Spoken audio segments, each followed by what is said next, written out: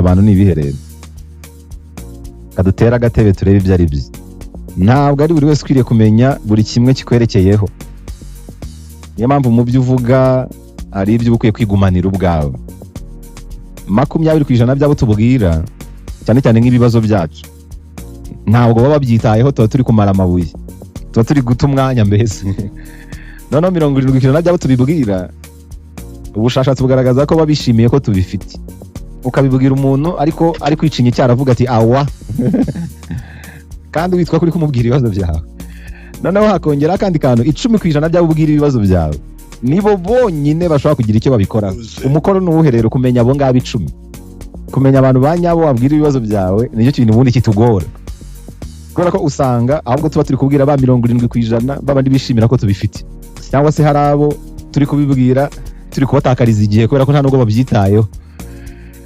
Niyo mpamvu rero hari ibintu udakwiriye kubwira ababonetse bose, hari ibikwiriye guhora ari ubwira kuri wowe, kandi ubushakashatsi bugaragaza ko hari ikintu kinini kizahinduka mu buzima bwawe niwiga kugira bimwe mu bintu runaka ugira ubwiru ukabifungura gusa ugeze kuri ba bantu utekereza n'umutima nama wawe ko ari abanyabo, ba bandi 10% kurusha uko wajya uhora ubibwira umuhisi n'umugenzi. Uko wimena inda cyane uko byagenda kose birangira ari wowe uhababariye. Mu bintu 10 rero twabonye udakwiriye kuganiriza abantu harimo ibijyanye n'umutungo wawe. Icyo ni icyambere. Ntabwo ari buri wese ukwiriye kumenya yuko ukennye cyangwa ukize. Kumubwira umurage wahawe, amafaranga watsindiye, amafaranga ufite kuri konte n'ibindi, amamodoka utunze, amazu utunze, amadeni ufite, business zawe n'ibindi, ntabwo ari buri wese ubikwiriye. Ibi ni ibintu bikwiriye babandi 10% banyabo. Ntabwo ari ikintu ukwiriye gufungukira kubwira buri wese. Ubushakashatsi bugaragaza iki rero? Nuko nawe utapfa gutinyuka kubibaza mugenzi wawe. Izo mbaraga zituma utahita ubaza umuntu umutungo we nizo zikwiriye kukwigisha ko ntabwo ari byiza gufungukira buri wese kubijyanye n'umutungo wawe. Uko wivamo kuri iyo ngingo rero niko hurwaho abanyeshyari, niko hurwaho abanzi bawe, uri kubaha impamvu zituma bagushyira hasi. Wibuke ko abantu barimbura ikintu babashije gusobanukirwa neza, icyo batasobanukiwe, icyo batazi nta kindi bagikoraho uretse kukivugaho amahomvo gusa. Iyo rero benshi bazi umutungo wawe, muri abo benshi haba harimo bose abakugirira neza n'abakugirira nabi. Hari ababi rero babiheraho bakakugirira nabi rwose bakakurimbura bakakurangiza. Ntabwo ari buri wese ukwiye kumenya ibyawe bijyanye n'umutungo. Icyo ni ikintu cya mbere ukwiye kwigengeseraho. Hanyuma icya kabiri udakwiriye gufungukira ubonetse wese ni amateka yawe mu by'urukundo. Ntabwo ari buri wese ukwiriye kuyamenya. Ibihe byose wagiranye n'abantu runaka mwakundanye, abo mwabyaranye, abo wabenze, abakubenze, bikwiye kuguma hagati yawe nabo gusa. Ntabwo ari byiza kubibwira isi. Ibyo mu rukundo bigume muri wowe. Kubibwira ubonetse wese ni ukwimena inda. Ibibazo by'urukundo, ibiganiro wagiranye n'uwakundaga, amafoto n'ibindi ngo bifitanye isano, ni ubwira ubwawe, ntugakora ikosa ryo kubibwira ubonetse wese. Ntabwo ari buri wese ukwiriye kubimenya rero. Ibyo ni ibibazo wenda waganiriza umuhanga mu by'imitekerereze ugamije ko wakugira inama, ariko nawe akaba ari umuntu w'indobanure, ntakwiriye kumenya byose keretse iyo bibaye ngombwa. Naho ubundi byigumanire. Icyo ni icya kabiri. Icya gatatu twabonye ibyo uri gupanga kwerekezamo. Si buri muntu wese ukwiriye kumenya ahantu ugiye kwerekeza, akazi gashya ugiye kujyamo, ahantu hashya ugiye kwimukira n'ibindi byose upanga. Ntabwo ari buri wese ubikwiriye. Niba ari business ushaka gutangira, niba ari umukoro runaka ushaka kwiha, ntabwo ari buri wese ukwiriye kubimenya.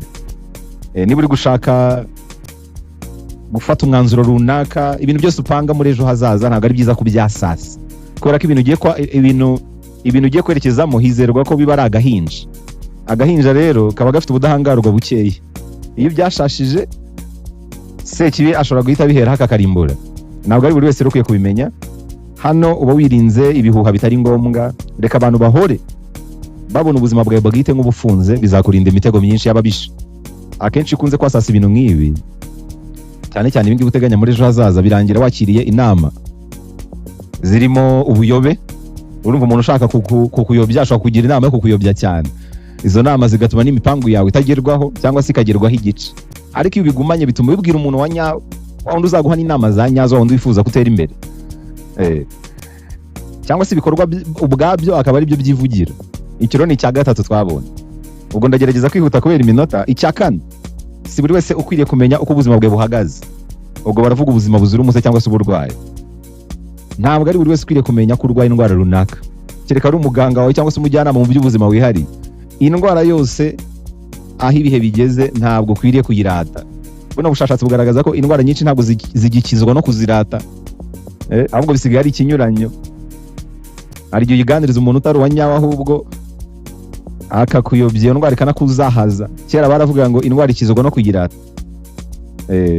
kuko iyo uyirase ushobora kubona abantu bagufasha nyine kuba ikibyimba bagikanda kikameneka indwara igakira, ariko abadufasha gukira indwara kera bari bagifite ubumuntu. Iyi si rero ngo yabaye mbi, abantu bakunze imiya kurusha ubumuntu. Hari igihe urata indwara runaka ariko ukayiratira umuntu wigize intama kandi ari ikirura, agamije kugukuramo amafaranga, akakuyobya. Murabizi abaganga b'inzaduka bateye babeshya, akakonka ukazarinda ushira mu mwuka kigukama amafaranga. Indwara yawe yibwira umuntu ubifitiye ububasha kandi ufite icyizere.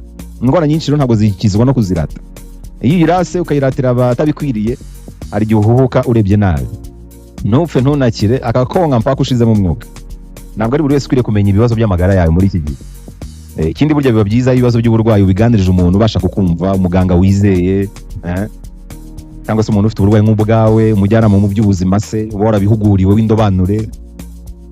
Hadutse abatekamutwe mu gisata cy'ubuvuzi, ugomba kwitonda rero. Iby'uburwayi biganiriza wenda abantu bawe ba hafi, umufasha wawe, umukoresha wawe se cyangwa se abantu bo mu muryango ukeka ko hari ikintu bagufasha. Icya gatanu udakwiye kuganiriza abantu, ntukabwira abantu ibibazo by'umuryango wawe. Buri muryango wose ugira ibibazo byawo, kandi buri muryango wose ugira uburyo bwawo bwihariye bwo gukemura ibibazo. Ntabwo uko umuryango umwe wakemuye ibibazo ariko uwundi uzabikemura. Ntabwo ibibazo by'umuryango bijya bikemurwa mu buryo bumwe. Abantu bo hanze rero iyo bumvise ibibazo biri mu muryango wanyu, abenshi muri bo babyuriraho bakawurimbura. Niyo mpamvu nugira ikibazo mu muryango, mujye mwicara nk'umuryango mu bikemure hagati yanyu.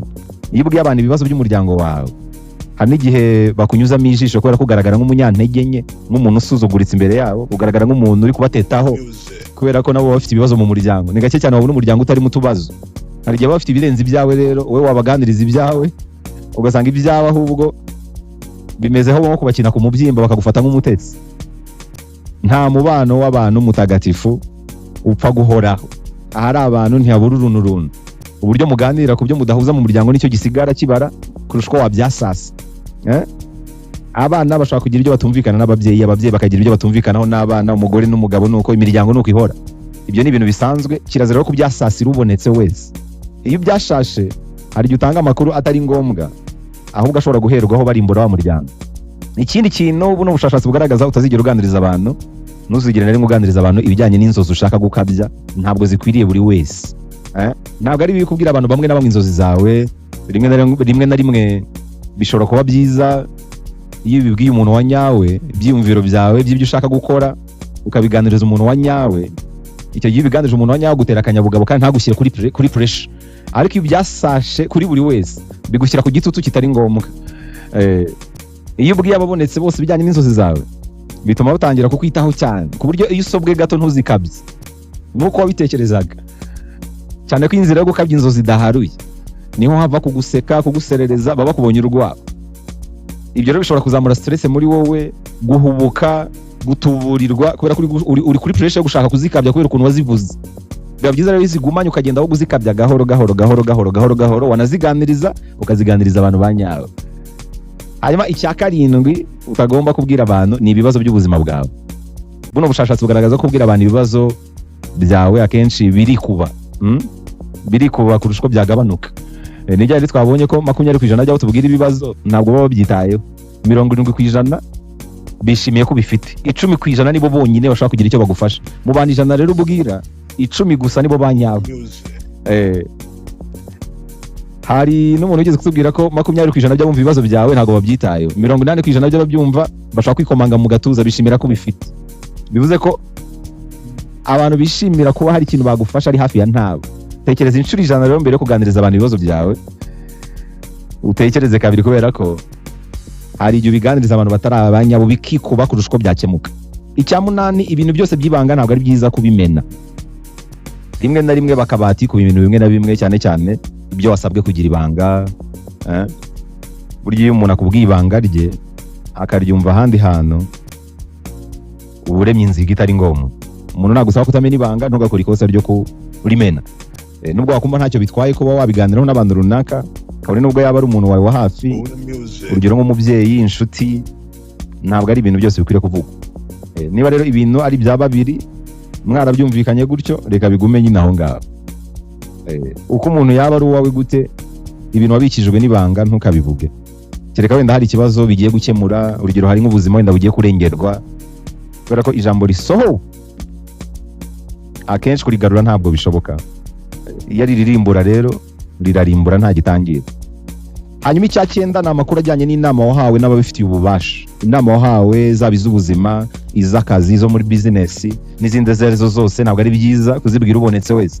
Abantu burya baratandukanye. Ushobora kugera imbere y'umuganga akagira inama runaka akubwira akurikije uko abibona. Izo nama guhaye mugenzi wawe muhuje ikibazo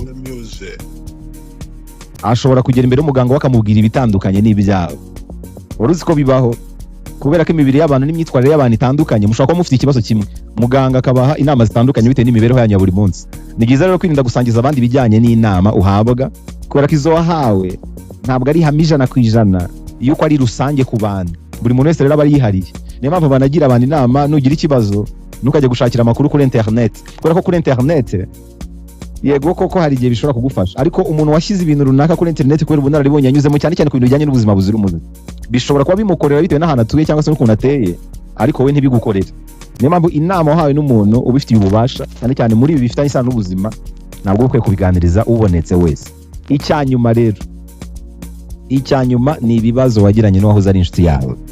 Ubuzima bw'ubushuti runaka si byiza kubuganiriza ubonetse wese. Si n'abantu bakundana gusa, inshuti zisanzwe. Kereka wenda ari umuntu ukeka ko yakunga n'iyo nshuti yawe, abantu bashobora gukomanya amahembe hakaba hazamo agatotsi. Niba ari ibintu runaka mwari muhuriyeho byatumaga muba inshuti, reka biguma ari ibanga hagati yanyu. Niba hajemo ibibazo ntukabiganiriza ubonetse wese, kereka ari ku mpamvu zo kwiyunga cyangwa se ari ku mpamvu zo ko hari ibintu bigiye kurokoka. Nubwo mwashwana burundu amabanga ari hagati yanyu, byuyamira. Ngibyo rero iby'ubushakashatsi bugaragaza nk'ibintu 10 by'ingenzi udakwiye gufungukira ubonetse wese. Mu buzima ni byiza kugira abuganiriza ibikwerekeyeho, ariko ntabwo ari buri kimwe cyose gikwiye kuganirirwaho, kandi si buri wese ukwiriye kucyumva. Hari ibyo nawe ubwawe ukwiye kwigumanira. Hakaba n'amabanga udakwiye kuganiriza umuntu uwo ari we wese, ukwiye kuyagumana ku giti cyawe. Mu byo uganiriza abantu ibikwerekeyeho ukwiriye no gushyiramo ubwenge mu buryo bumwe cyangwa ubundi.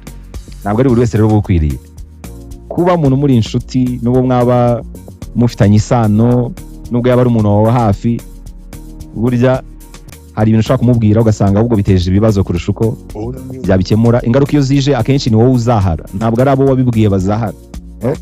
Abantu bashaka kugufasha uko bashoboye, ariko iteka ryose ububabare ni gatozi. Ingaruka, ibihano ni wowe wenyine ubyumva. N'umubyeyi wawe ntabwo yabikumvira, n'umwana wawe ntiyabikumvira, n'umufasha wawe ntiyakumva ububabare wowe ugira. Niyo mpamvu rero iyo ugiye guhangayika wenyine, abaguhumuriza turaza tugahumuriza, turaza tukajya inama, ariko ububabare ni wowe ubufesinga. Twebwe tuba turi hariya twigaramiye. Niyo rero kubigumana bishoboka bigumane aho kwishyira mu byago. Niba kubigumana bidashoboka kugira ngo biganirize umuntu, ufata ikayi n'ikaramu wandike. Abashakashatsi bagaragaza ko iyo wanditse ibibazo byawe, iyo wanditse amabanga yawe, biba bimeze nko kuyaganiriza umuntu. Hari igihe wenda umunwa ukurya ukavuga uti nshaka umuntu wo kubiganiriza. Aho kubiganiriza abantu rero, niba ubona hari ikintu byateza akaga, biganiriza ikayi cyangwa se ufata urupapuro n'ikaramu wandike. Icyo gihe iyo ufashe urupapuro n'ikaramu ukandika, n'ubundi umusaruro ungana nko kubiganiriza umuntu, kandi nta cyangiritse, kubera ko ikayi ntabwo izajya kukwasasa. Ngibyo rero